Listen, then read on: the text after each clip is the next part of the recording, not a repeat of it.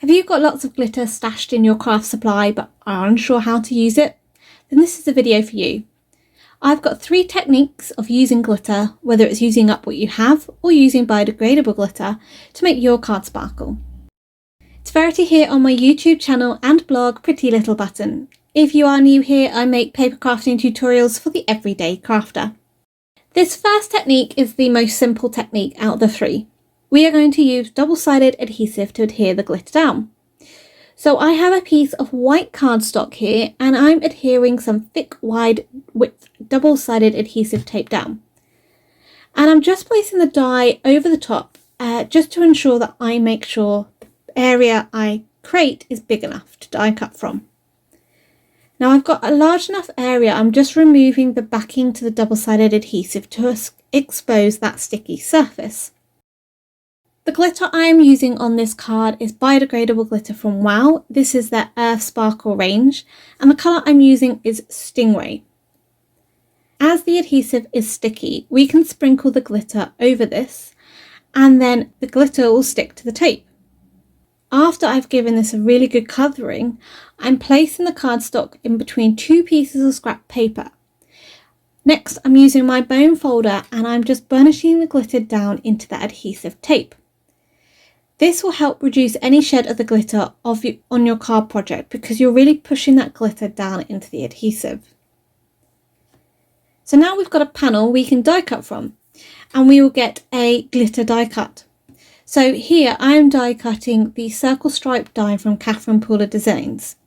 Because I use quite a lightweight card to create this glitter cardstock, the die cut really pops out quite easily from the die. And I haven't got any glitter left inside because we really burnished the glitter into that tape. Okay, so let's move on to the second technique and I'll show you how we assemble the cards later on. For the second technique, we are going to use bonding powder with glitter. Now this is great if you have a coloured glitter that you really love but you can't find an embossing glitter in that shade. I'm going to stamp the spotted background stamp from Catherine Pooler Designs onto a white card panel.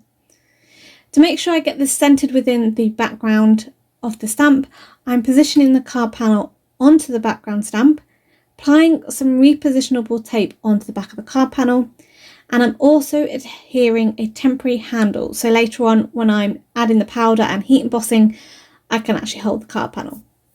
So now I'm just closing my MISTI in reverse, and then I'm flipping it over, pressing down to ensure that card panel adheres to the back of my MISTI temporarily. This allows me to restamp in the same position to ensure I get plenty of ink on my card panel and my card panel won't move. So I'm using Wow Clear Ultra Slow Drying Embossing ink and I've inked the background stamp up, closing my MISTI door just to stamp the design down. Now once I've done this a couple of times to ensure I get good coverage of ink, I'm then covering this with bonding powder.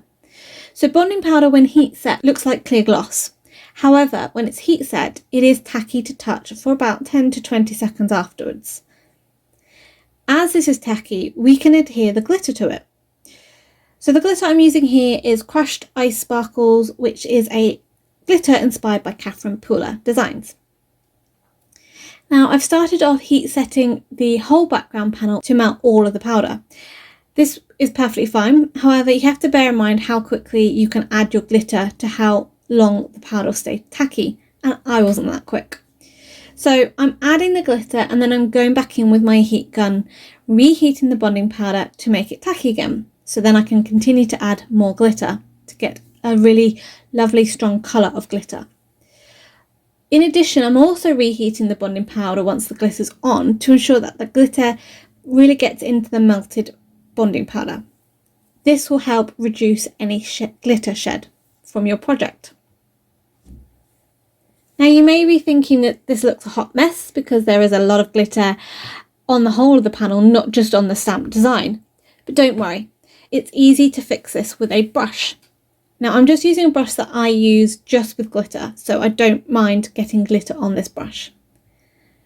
And then I'm really using the brush to brush away all the excess glitter that's not sitting on the bonding powder. Obviously do this once the bonding powder has cooled down, otherwise your brush might get stuck. Now you can be quite rough with this because you want to get the glitter off, so you don't need to be gentle, and you don't need to worry because you're not going to be removing any glitter that's attached to the bonding powder. You can also go in with a sand eraser just to remove any excess pieces of glitter that are really not budging with your brush. So this will give you a lovely glitter stamped background in a colour that you may not have in an embossing glitter, but do have in glitter. Okay, so for the last technique, we are going to use embossing paste with glitter. So I have the Deco Fan Catherine Pooler stencil here, and I'm adhering it down to a white card panel. This card panel is £110 cardstock, and I've used this weight because the embossing paste will add moisture to it, and we want a heavyweight cardstock to reduce warping from that. I've placed some purple tape either side of my panel to adhere the stencil down, and then I'm using a spatula to apply Altenew embossing paste over the stencil. As this is a delicate stencil, I'm just being gentle as I apply the paste, because I don't want to allow the paste to squidge underneath the stencil. Okay, so I've applied enough embossing paste to the card panel, so I'm removing the stencil, and then just make sure you either clean your stencil and spatula then, or put them in a tub of water to soak, otherwise the embossing paste will dry on them. As the embossing paste is currently tacky and wet, we can apply glitter onto it. As the paste dries, the glitter dries into the embossing paste and won't shed. So the glitter I'm using here is the Seahorse Sparkles glitter, and this is a lovely soft green teal colour. Make sure you cover your embossing paste quite liberally with the glitter and cover any spaces or spots up. And once you've done this, what I like to do is take a paintbrush and tap the back of my card quite liberally. This will cause any loose pieces of glitter to fall off, and that means that later on you're not going to get glitter shedding from your card. You need to put this to one side to dry before you can actually assemble this into a card. Okay, so for the first card, I'm adding some stamped images to the glitter die cut we created. I'm using the Sentimental fruit stamp and die set from Catherine Pooler, and I'm using the oranges from the stamp set. I am inking these up with Tiki Torch Catherine Pooler ink, but I want to add a little bit more interest to the stamped image. It would be quite flat in one colour. So to do this, I'm then going in with the aptly named Orange Twist Catherine Pooler ink, and I'm just adding this around the edge of the stamp. But before I stamp this down, I'm using a blending sponge just to soften up the ink edges so that it doesn't get a harsh line when you stamp. So I'm closing my misty door and then stamping this down, and the inks will blend on the cardstock as well. And this gives you some shading to your stamped images and gives it a little bit more interest. So I die cut these oranges out using the coordinating dies, and I also stamped the blueberries from the stamp set. These are stamped in a Queen for a Day Catherine Pooler ink. To add a little bit more interest, I'm foam mounting the glitter die cut onto a piece of white cardstock, and then I'm adding the stamped images on top. Again, I'm adding some with foam, some directly onto the glitter cardstock, just to get some dimension. As the stamp has a sentiment already in it, all I needed to do to finish this card off was add some sequins. These orange sequins come from Sequin Mix from Lucy's Cards. This was called the Desert Sunset Mix, and I'm using Gina K Connect Glue to adhere them down, scattering them around the card. For the glitter bonding powder background we created, I've added it to a white card base, and then I'm adhering some leaf die cuts down. These are the Perfect Vines from Catherine Pooler Designs, and I've die cut them out of 2 tones of grey cardstock. Now I chose grey because the background's quite colourful and I don't want to distract too much by adding another colour that might fight against the background, so neutrals work quite well. I've also added a couple of sentiments from the Altenew stamp set Reason to Smile, and these were stamped in Blackjack Catherine Pooler ink, trimming them down to adhere onto the front of the card. Now, because we've got such a colourful and glittery sparkly background, I decided just to add some matte silver sequins. These help tie in with the colour of the die cuts, and also the circle nature of the background, but they don't distract by adding too much extra shine.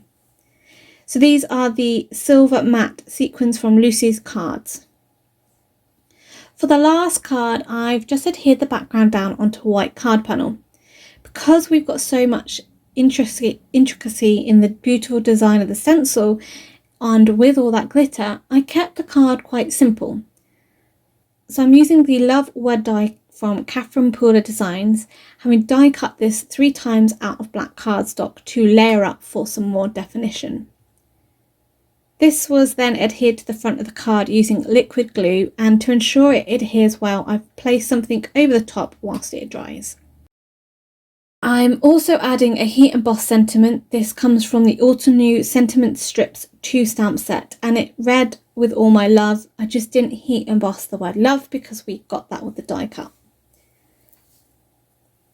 This was foam mounted onto the front of the card panel, and then to finish the card off, I've added some starlight sequins from Lucy's cards, scattering them around the card, again adhering with liquid adhesive.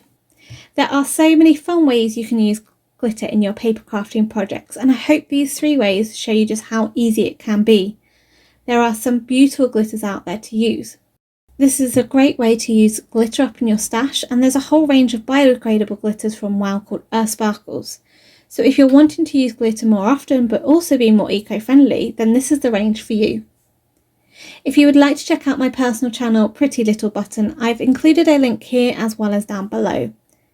Links to the supplies used in today's card are listed below as well as on the blog. For a 10% discount at the shop, just enter the code you can see on screen. If you enjoyed today's video, please give it a thumbs up, and why not subscribe to the channel? Don't forget to hit that bell icon to be notified when the next video is up. And why not check out this other video for some more inspiration. Until next time, happy crafting!